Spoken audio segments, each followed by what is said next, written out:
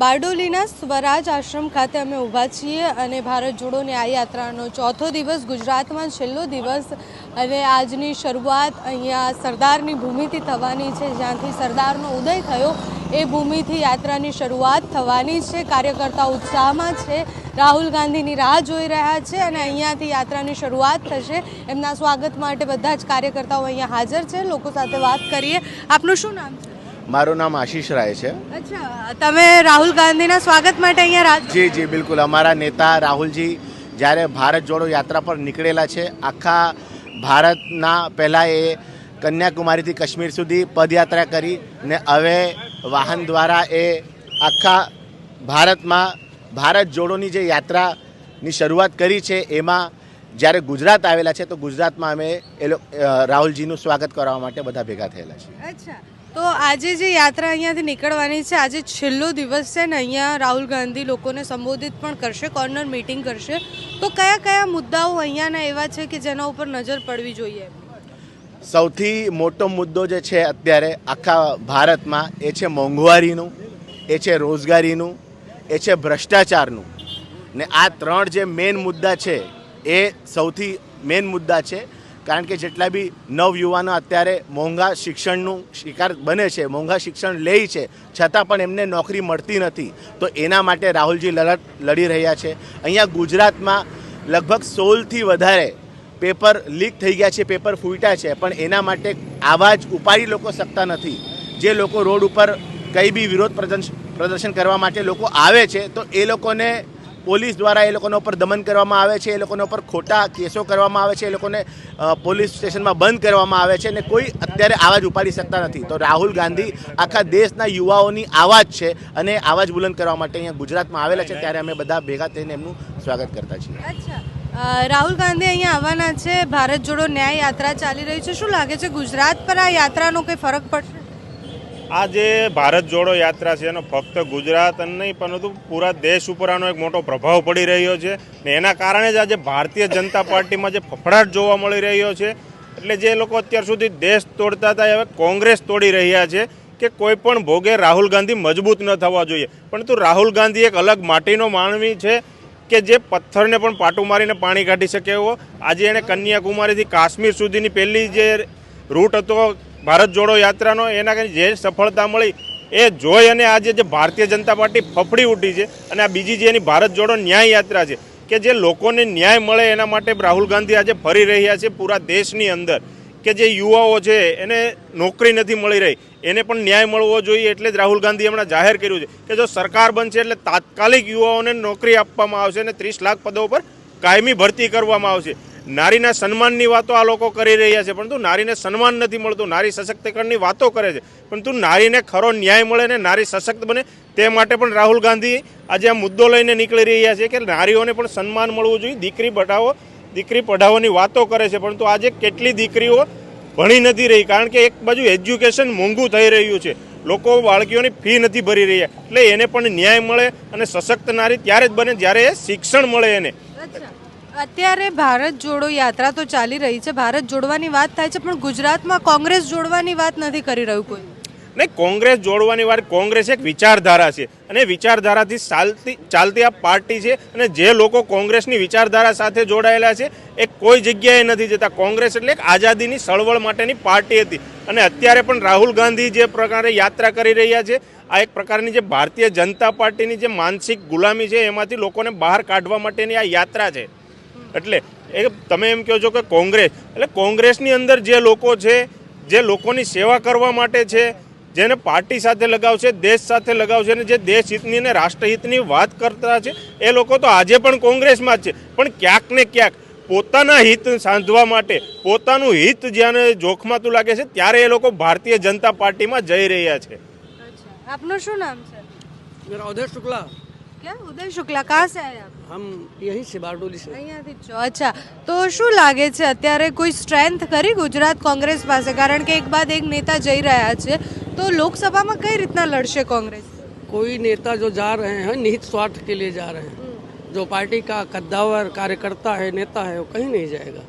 कांग्रेस एक विचारधारा है। अच्छा, कौन से है ऐसे नेता? 5 गिनवाए मुझे। किस कैसा क्या क्या जो कद्दावर है और कभी पार्टी छोड़ के कभी तो आप तो ये देख लीजिए राहुल गांधी जी हमारे, हाँ किसकी बात करेंगे आप, कौन जा रहा है, कौन जौन वही लोग जा रहे हैं जो अपना स्वार्थ, जिनका खुद का स्वार्थ है। और हमारे जैसे तो आपको देखो 50 नेता कांग्रेस में 40 साल तक जो कांग्रेस में रहे वो कांग्रेस में जो कांग्रेस छोड़ने के बाद ये बोल रहे कि यहाँ पे संगठन अच्छा नहीं है, काम नहीं होते। हमारा संगठन भारतीय जनता पार्टी से कई गुना ज्यादा अच्छा है। हमारी सरकार 25 साल से नहीं है गुजरात में, फिर भी हमारे कार्यकर्ता इनको लोहे की चना चबवा देते हैं। तो हमारे कार्यकर्ताओं में जोश है, जुनून है, और सदैव कांग्रेस पार्टी संघर्ष का नाम ही कांग्रेस पार्टी है। તમારું શું નામ છે? હરીશભાઈ સૂર્યવંશી। અચ્છા, લોકસભામાં શું લાગે છે, ન્યાય યાત્રાનો કોઈ ફરક પડશે? 26માં બેઠકમાંથી કોઈ બેઠક એવી લાગે છે કે જે આવી શકે છે? 100% ફરક પડશે। એનું કારણ છે કે જનતા પાર્ટીના સરકાર આજે મનબુદ્ધિ થઈ ગઈ છે અને પ્રધાનમંત્રી જે સ્વીકારી લીધો છે કે છેલ્લા 10 વર્ષથી હું આ કરી રહ્યો છું રાજ, તો તેના અંદર મોંઘવારી કાબૂમાં લઈ શકતા નથી, બેરોજગારી કાબૂમાં લઈ શકતા નથી, શિક્ષણનું જે છે તે આપણે કાબૂમાં લઈ શકતા નથી, સૈનિકોની ભરતી બાબતમાં हम કરી શકતા નથી। તેથી કે કોંગ્રેસને સવાર પડે એટલે ઉઠે એટલે ગાળો ભારતા હોય અને ભ્રષ્ટાચારી કહે છે।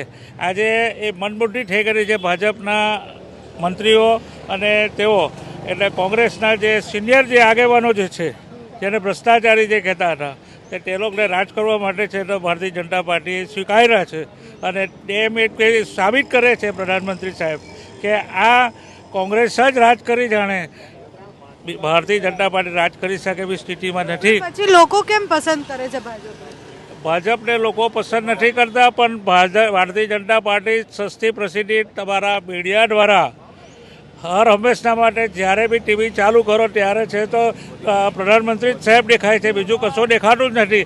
પણ જે વાસ્તવિકતા જે સમાચાર છે, જે પ્રસિદ્ધિ થવા જોઈએ, લોકોની જે હાકાલી છે તે જોવા મળતી નથી। એના કારણે લોકો આજે ગુમરાહ થઈ રહ્યા છે। ખરેખર હકીકતમાં જમીન ઉપર જાઓ તો લોકો પ્રત્યક્ષ પરોક્ષ પોતાનો આક્રોશ બતાવે છે। તમે જમાવટ જોવો છો? જમાવટ જોવો છો તમે? અમે અમારી રીતે જોઈએ છે। અમે જમીન પર જઈએ છીએ, અમે અસરગ્રસ્તો પાસે જઈએ છીએ, મધ્યમ ગરીબ માણસો પાસે જઈએ છીએ, ત્યારે અમને ખબર પડે છે કે ખરેખર લોકોમાં કેટલી પરિસ્થિતિ નાજુક થઈ ગઈ છે।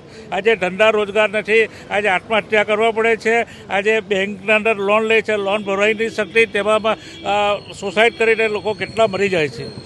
કોંગ્રેસ આ બધાનું સોલ્યુશન લાવશે જો પરિવર્તન લાવશે? 100% કોંગ્રેસ હતી તો કોંગ્રેસ ક્યારેક પણ આવા બનાવો બનતા નહીં હતા અને ક્યારેક પણ આવી ઘટના ઘટી નહીં હતી।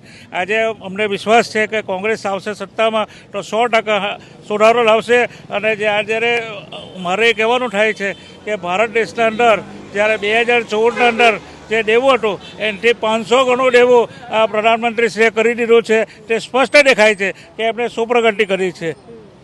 એની સામે બારડોલીમાં કોઈ વિકાસ થયા? વિકાસના કામો ગણાવો? નહીં, વિકાસ થયો નથી, વિકાસ થયો નથી। જે આજે આધાર કાર્ડ છે, ચૂંટણી કાર્ડ છે, જીએસટી છે, આ બધા નિયમો છે તો કોંગ્રેસ જ લાવેલી હતી। પણ કોંગ્રેસે એક સ્પષ્ટ કીધેલું હતું કે 2% જીએસટી દરેકનો પર લગાવવાનું, પણ પ્રધાનમંત્રી છે એટલે જે ગરીબનો જે ઘઉંનો લોટ છે તેના પર બી 5% જીએસટી લગાવી દીધું છે।